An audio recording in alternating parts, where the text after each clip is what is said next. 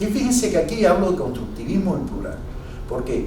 Porque el constructivismo es una concepción psicológica que explica cómo el ser humano es el constructor de su propio conocimiento a partir de actividades que realiza, y donde la maduración del sistema nervioso es la base para producir esos aprendizajes y esos desarrollos.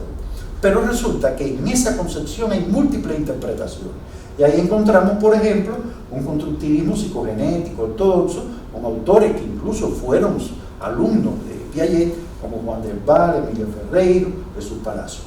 Hay otras teorías, como le mencioné hace un rato, sobre el desarrollo moral. Ahí encontramos a Laurence Goldberg o a Nancy Eisenberg como una teoría de carácter más sociológico.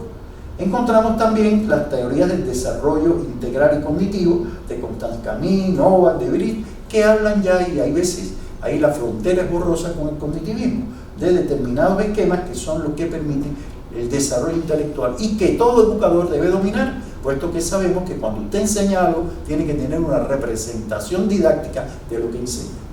Finalmente tenemos también aquí tres concepciones, una de orientación puramente pedagógica, como Serrat Moreno, Mario Carretero, de español, de fundamentación psicológica, César Paul, que se ha convertido quizás en el representante más universal del constructivismo, no solo español, sino para Iberoamérica.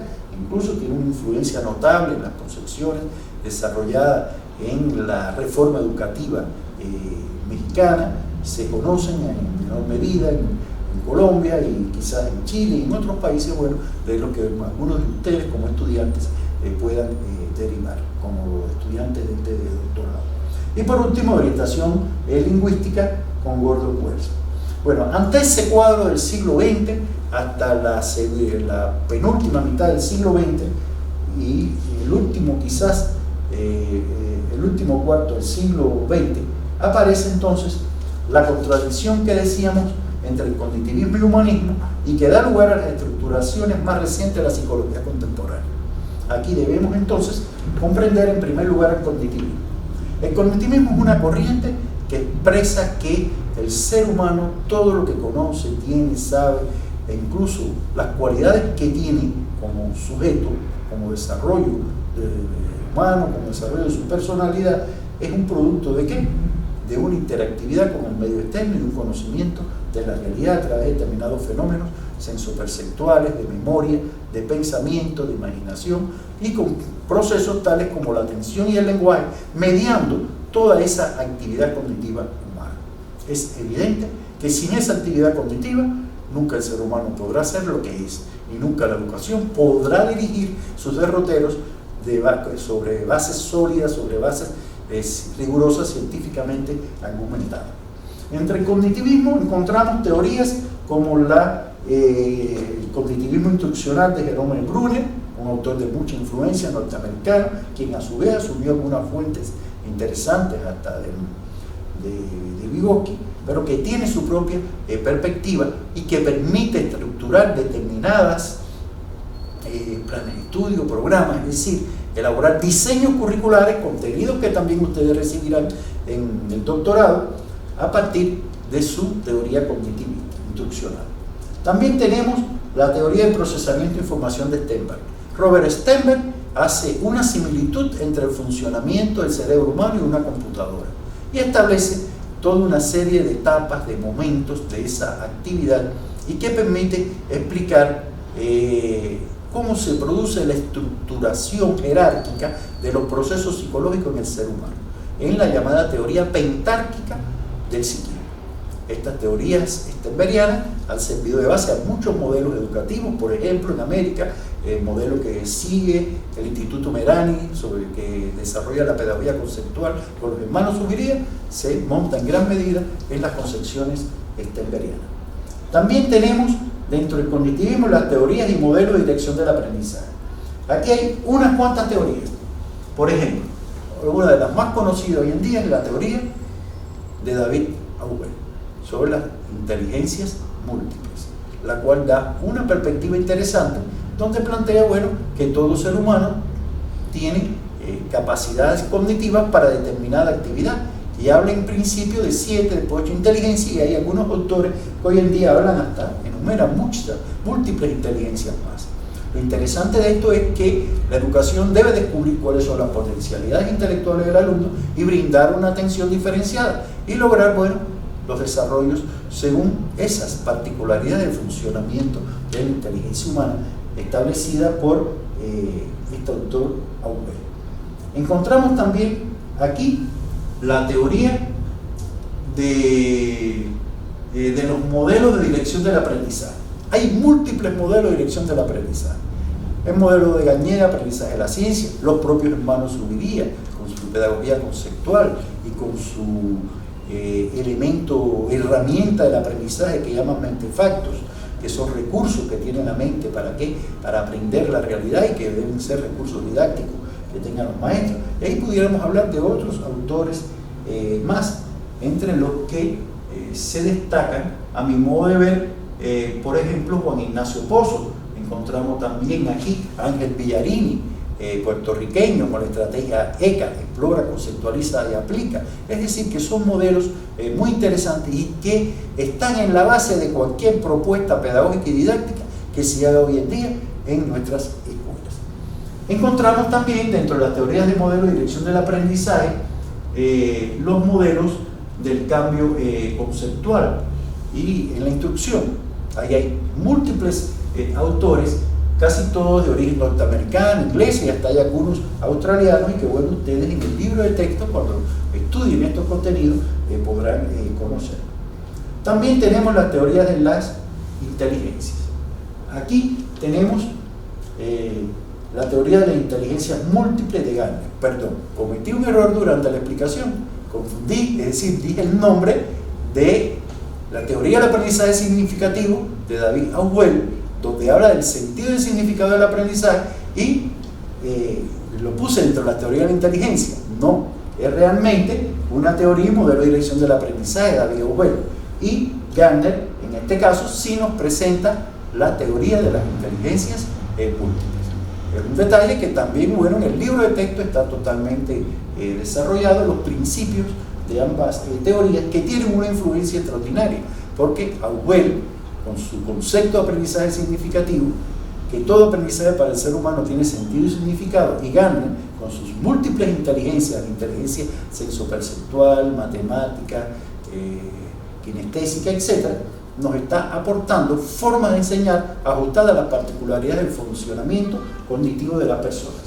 Encontramos también, bueno, dentro de estas teorías de la inteligencia, la teoría de la modificabilidad conductual estructural, que es la teoría desarrollada por Rembert Feinstein, un autor israelí, y bueno, que ha impactado también con relativa importancia a las teorías de la educación en la contemporaneidad.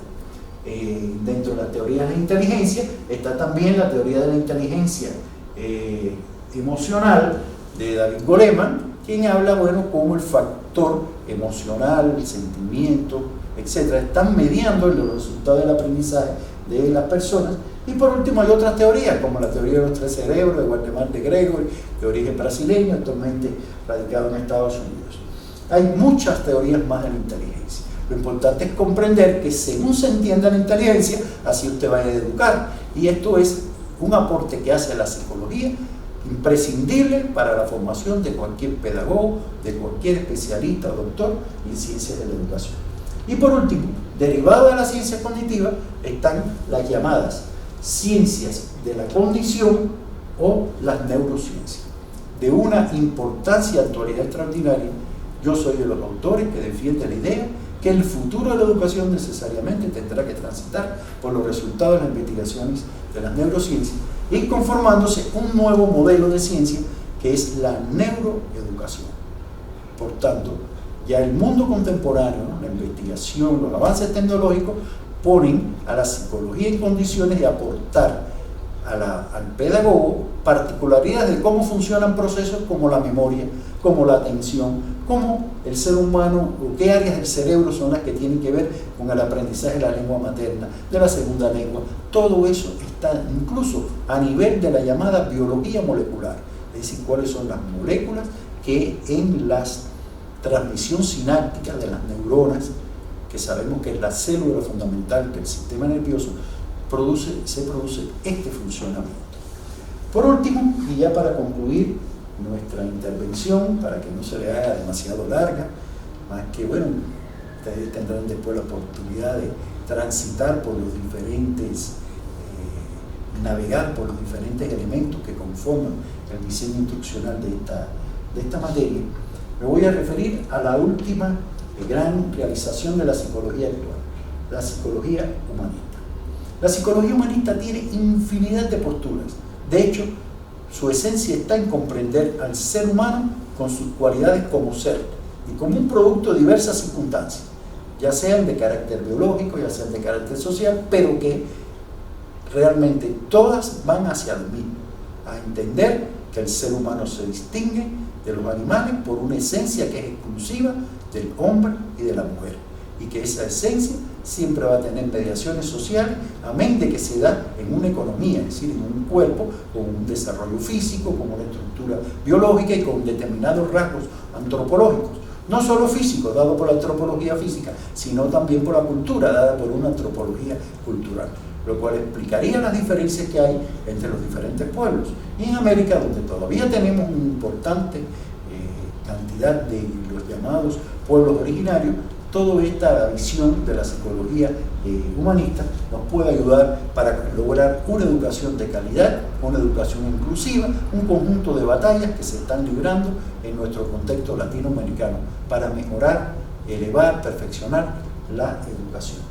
Ahí encontramos, por ejemplo, la teoría de Carl Rogers, que es la teoría del cinismo, muy conocida, procedente un poco del campo de la psicología clínica, pero que indudablemente conocerse así es base para uno poder desarrollar, crecer y poder establecer juicios de valor apropiados con relación a las demás personas.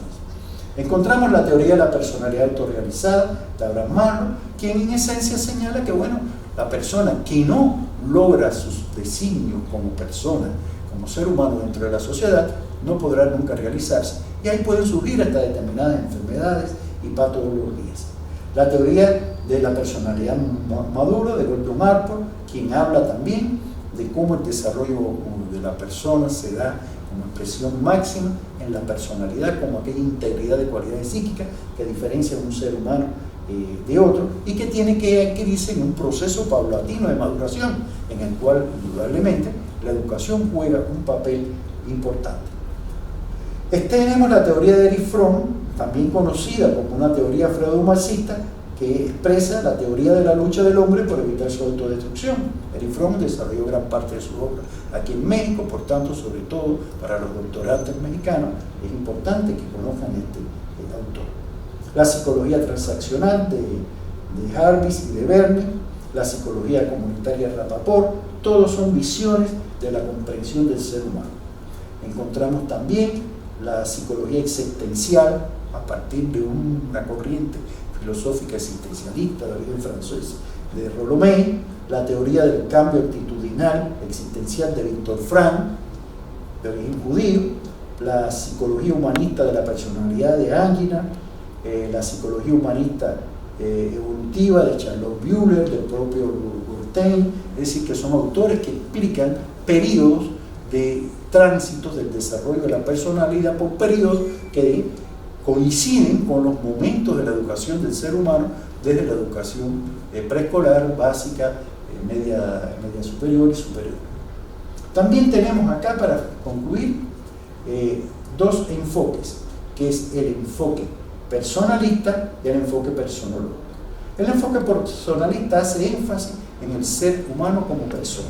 Y ahí encontramos, por ejemplo, el personalismo crítico de Stern, quien a su vez manejó el papel que juega el lenguaje para caracterizar la esencia humana. También encontramos el enfoque personalista de la persona de Mounier, base para algunos modelos de educación religiosa en la actualidad, incluyendo modelos jesuitas, por ejemplo. Y el enfoque personológico, que hace énfasis ya en la formación de cualidades humanas que se integran en la personalidad. Ahí encontramos, por ejemplo, la perspectiva sociológica de Teodoro Adorno, tenemos también la perspectiva comunicativa de Jürgen Habermas, tenemos incluso también una perspectiva de factura socioculturalista, biologista y culturalista, como puede ser Maturana, Gilles-Ferry, en fin, que hay diferentes perspectivas que ponen énfasis en esta condición del ser humano.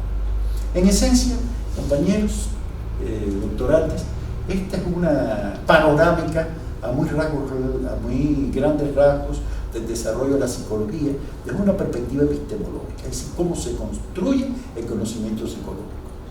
Beber en las fuentes de estas múltiples corrientes, escuelas de ciencias, teorías, es clave para que ustedes construyan un marco teórico para su investigación bien fundamentado, riguroso, científico, y para que puedan diseñar metodológicamente su investigación que le permita arribar a un resultado científico en el cual ustedes pueden establecer su propio aporte a la ciencia desde un debate desde esta magnitud amplia.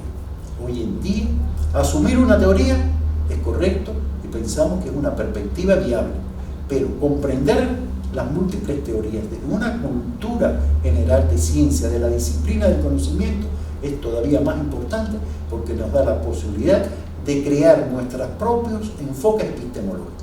¿Base para qué? Para obtener un resultado científico de mayor trascendencia. Y esperemos que todos ustedes en esta formación doctoral lo logren. Y es misión nuestra como profesores coadyuvar a ese proceso de formación doctoral. Muchas gracias.